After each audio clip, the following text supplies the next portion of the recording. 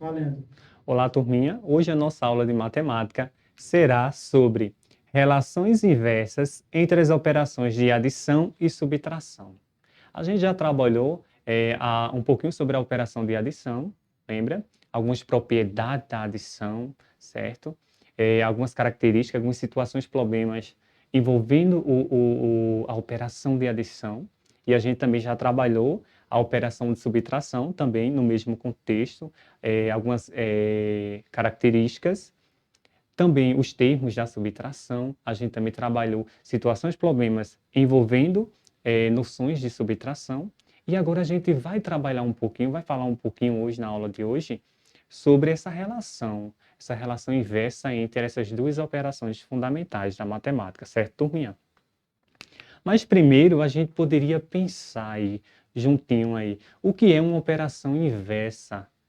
Eu estou pensando em deixar até o término da aula para vocês refletir essa nossa pergunta aí. O que é uma operação inversa? Mas também vocês pensar aí direitinho o que vem ser inverso. Será que vocês aí sabem diferenciar o que é inverso? Será que eu perguntasse aí a vocês mesmo assim, o inverso do dia? Aí vocês iam dizer, será que seria a noite? O inverso de quente, vocês iam falar, professor, quente, frio, morno. Será? Quando a gente faz essas associações, será que eu estou trabalhando a ideia de inverso?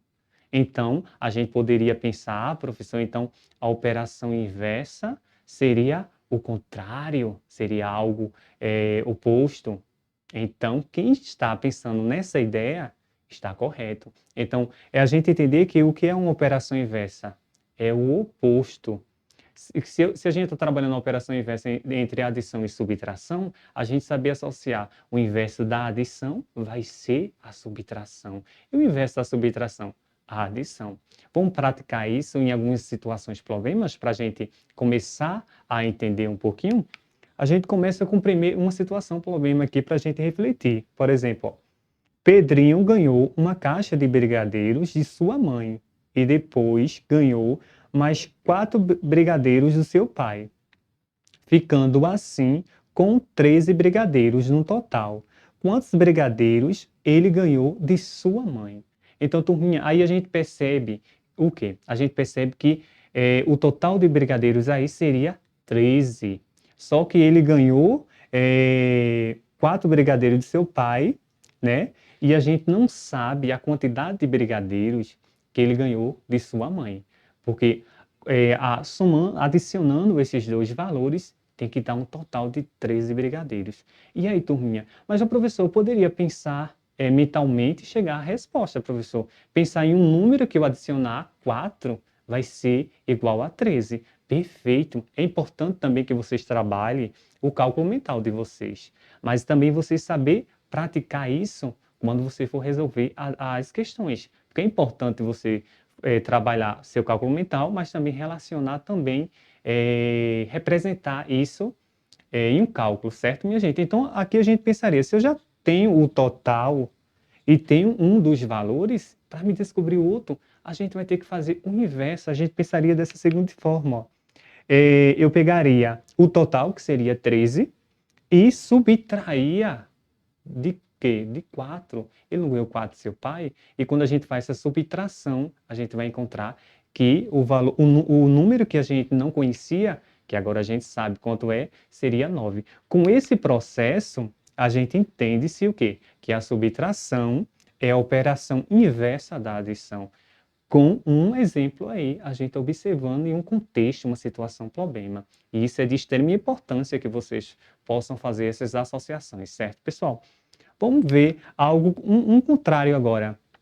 Quando se diz assim, Lili, a irmã de Pedrinho, também ganhou uma caixa de brigadeiro de sua mãe, mas comeu 9 desses brigadeiros, sobrando com isso apenas 13 brigadeiros na caixa. Quantos brigadeiros tinha na caixa inicialmente? Olha, no mesmo contexto, então, a situação problema está no mesmo contexto, mas só que a gente percebe algo aí o quê? No nosso exemplo anterior, a gente teria já o valor total. Nessa situação, problema aí, a gente não sabemos o total de brigadeiro. A gente só sabe que ela tinha um total, comeu 9, então subtraiu 9, né? E restou apenas 13. E a pergunta é, quantos brigadeiros tinha na caixa inicialmente? É a gente observar.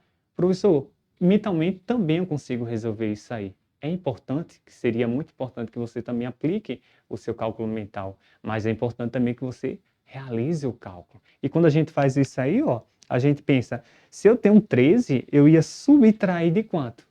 Da quantidade que foi comido. Então, comeu quantos brigadeiros? 9. Então, seria 13, daí seria subtraído, não, a gente adiciona, que não é o inverso, a gente adiciona, seria o que sobrou, 13, adicionado à quantidade que ela comeu, que Lili comeu. Então, 13 mais 9, a gente encontraria que seria 22. Então, agora, a gente consegue identificar a quantidade total de brigadeiros que Lili tinha, que seria 22, certo? Mas ela comeu 9, ficando apenas com 13, certo? Quando a gente faz esse processo, turminha, a gente identifica o quê? A adição é a operação inversa da subtração, certo?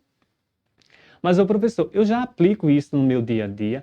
Claro que quando vocês em casa, nas aulas de vocês de matemática, os professores de vocês já trabalharam a operação de adição e subtração e muitas vezes ela falaram mesmo assim, pessoal, eu quero que vocês façam a prova real da continha de adição, da continha de subtração e vocês aplicaram a operação inversa da adição e da subtração.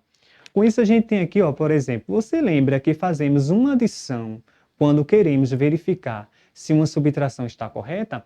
É isso que eu falei para vocês. Por exemplo, a gente tem aqui uma subtração 9.647 menos 2.123.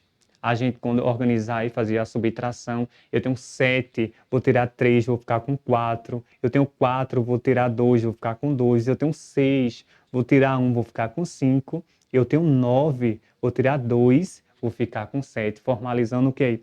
7.524. Só que se eu quero fazer a prova real dessa continha de subtração, eu vou fazer o quê? Eu vou fazer o inverso.